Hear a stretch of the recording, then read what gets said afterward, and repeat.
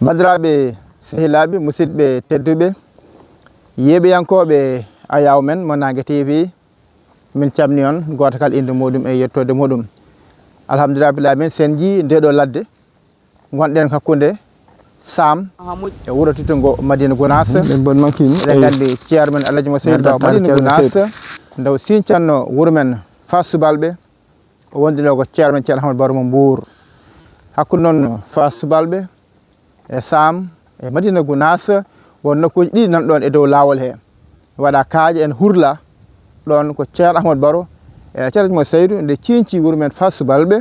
fode duuɓi sappo nde wuuro ngo fuɗɗi hoɗede 1960 wadde noon nokkuji ɗin ɗiɗi ko nde ɓe gari ha ɗon e nder ladde he Ceerno Ahmadou Baro e Ceerno Mo Seydou juuli ɗon e ɗin nokkuji wadde ɗum saabi hande garɗen barkinorade e ɗin nokkuji holluɗum julɓe holluɗum bandiraɓe kala gimmiɗo Madina Gounass ene ya Fass hadma yettade wuuro men Sam nanɗon sa ɓenni wuuro men Sam hadma yetta gad Ɗayifa nokku goɗɗo nanɗon wadde ko nokkuji ɗi ñan fof eɗen birto ɗum eɗen jaaha eɗen garta hakkude Sam e Madina Gounass hakkude Madina Gounass e Fass eɗen birto ɗum kono ko nokku poɗɗo juurede ko ceerno men Alaji Mo Seydou e Ceerno Ahmadou Baro mo Mbour ceerno makko o juuli ɗon wadde noon ko nokku poɗɗo juurede en garɗen hande hollude ɗum heɓiyankoɓe Nangue TV kolle ɓe nokkuji ɗi kala garɗo Madina Gounass fotani hodde taw arani barkinorade goto e nokkuji ɗi ɗum noon yeɓiyankoɓe kala on beltanama no feewi so wiyama Ceerno Ahmadou Baro mo Mbour ko goto e seeɗa Ceerno Mo Seydou Ba mo Madina Gounass eɗen gandi Ceerno Mo Seydou nde waɗi Kolda Ceerno Baro e nelal tawimo ɗon fodde ko Allah hoddirno yo rokkumo yo tottumo tottimo ɗum fodde balɗe sappo e goho eɓe gondi ɗon ɗo ganduɗa ɗo Kolda kanko Ceerno Ahmadou Baro e Ceerno Mo Seydou Ba mo Madina Gounass wadde o nokku o nani nokku mon ɗo hurla ha feewi wayno jama yelni wadde nokku mo ganduɗa bandiraɓe kala garɗo ene foti arde ɗo juuro nokku o nokkuɗo Ceerno Ahmadou Baro mo Mbour e Ceerno Mo Seydou Ba ɗo juuli alhamdulillah min taw on saha ene cinca wuuro men Fass Subalɓe nani koye dow lawol hen woni lawol ngol nani wadde ñam fof eɗen birto ɗum wadde heeɓe ene gandi ko won ɗon heeɓe kadi ganda wadde ɗum sabi mbiɗen garne kollen ɗum julɓe kollen ɗum bandiraɓe eɗen gandi kanko Ceerno Ahmadou Baro mo Mbour o rutti e Jomiko ko 1956 o rutti e Jomiko 1956 57 mo ganduɗa Ceerno Mo Seydou sinci Fass Gounass 57 kadi o sinci kadi wuuro men Aynimadi Ɓondo wadde Ceerno Ahmadou Baro e Ceerno Mo Seydou ko ɓe ganduɗa ɓe Allah wadduno e oɗo diine e oɗo sunna e ndeɗo jokkere enɗam kanko Ceerno Baro Mbour Ceerno Mo Seydou nde sinci Madina Gounass 1936 joyde fode duuɓi 5 o diidani jamaka kanko Ceerno Mo Seydou ha Allah addi Ceerno Baro mo Mbour hedde 40 41 Madina Gounass Ceerno Ahmadou Baro wi Ceerno Mo Seydou ma jumaka koko ñiɓata koko wonata aduna fof ma notoɗo alhamdulillah alamin wadde noon kanko Ceerno Baro mo Mbour e Ceerno Mo Seydou nokku mo ɓe juuli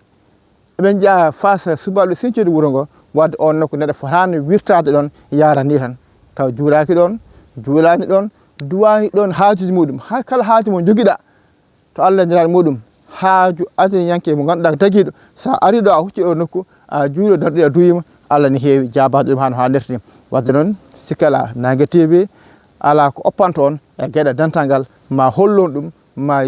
hollu dental ngal julɓe kala jiiya gara naftoro kala gaddo Madina Gounass fotani hodde fotani yaade arani juuraɗo ɗo guila Madina Gounass ha diwan o kala e Madina Gounass kala joguiɗo haaju tiɗɗo so ari ɗo o nokkuɗo Ceerno Mo Seydou e Ceerno Baro mo Mbour juuli sikkala kala ndiɗo Allah jaboto eɗen gandi ɗum kam ko hunde ganduɗa ala ha ɓooya kanko Ceerno Baro mo Mbour ɗen gandi kanko jinnaɗo ɗum Ceerno Mansour Baro mo Mbour mo ganduɗa ko e galle ceerno ɗo wonno mo ganduɗa 70 nde kalɗo jama watta ndiɗo mbadi ene maahe wadde kanko omo jeeya ardinoɓe ɗen golle ha hunde e galle ceerno fodde ko mahirno ko kanko Ceerno Mansour Baro kanko artino ɗen golle alhamdulillah alamin eɗen jogo weltare eɗen jogo coftal e oɗo ñalawma ganduɗa ko alet en hawre nogas jeetati lewru men juin 2026 hande o jaanne ko wuuro men Ɗayifa wadde ɗo hen yewtere ko fate cince wuuro men Ɗayifa eɗen gandi Ceerno Amadou Tidiane Ɗayifa kanko waɗano toon to Ɗayifa caggal mum duuɓi tati pawɗi seeɗa o yiwi ɗon Ceerno Mo Seydou addi ɗon Ceerno Oumar Lo kanko o nawa toon Aynimade Ɓoundu kanko Ceerno Tidiane Ɗayifa wadde noon mbiɗen noon e dow lawol he eɗen koota enen cameraman mo ganduɗa baɗugol ɗum tan Adnan Thiam yen ji nokku o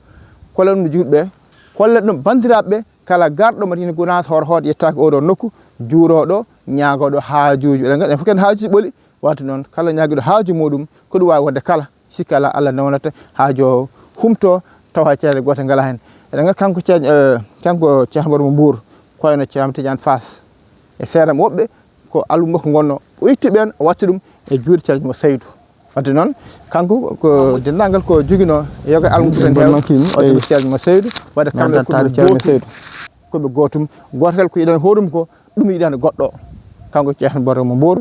wadde no bandiraɓe yeɓen koɓe Nangue TV mbaɗon dem mbaɗon partagé mbaɗon abonné beele juɗɓe fof jiiya nokku o ganda nokku o alhamdulillah kono kam mbawa barkedirade ɗum han hannirta ni min jetti juɓɓe kala e oɗo saaha feccengol ne woodi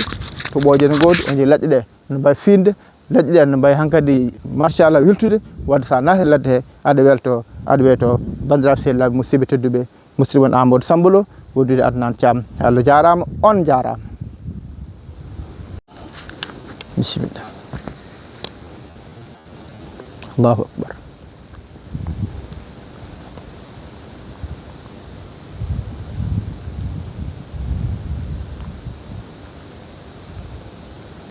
Allahu akbar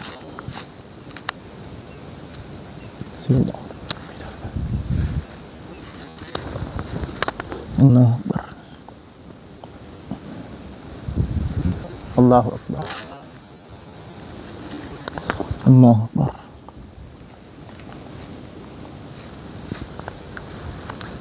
Allahu akbar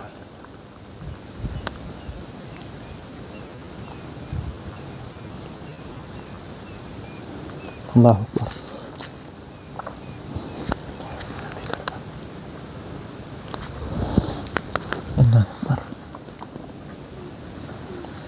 Allahu akbar Allahu akbar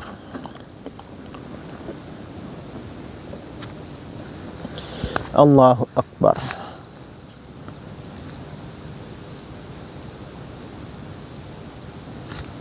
Assalamu alaikum Fatiha salatul Fatih